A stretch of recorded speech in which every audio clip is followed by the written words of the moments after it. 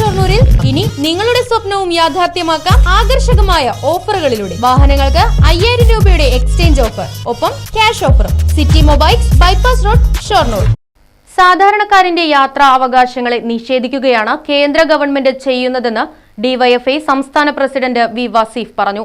Palakkad Olavakkode railway സ്റ്റേഷനിലേക്ക് നടത്തിയ March ഉദ്ഘാടനം ചെയ്ത് സംസാരിക്കുകയായിരുന്നു അദ്ദേഹം.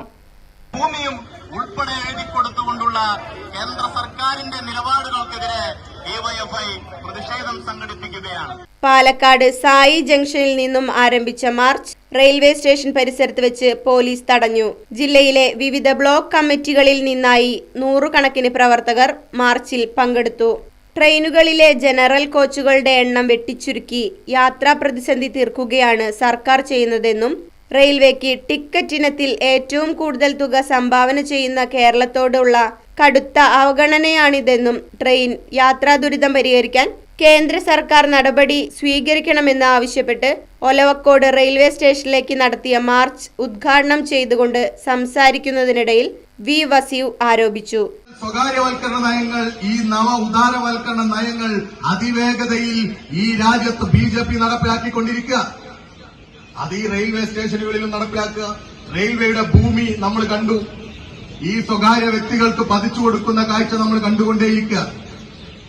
റെയിൽവേയും ഘട്ടം ഘട്ടമായി സ്വകാര്യവൽക്കരിക്കാൻ തന്നെയാണ് BJP പരിശ്രമിച്ചുകൊണ്ടിരിക്കുന്നത്.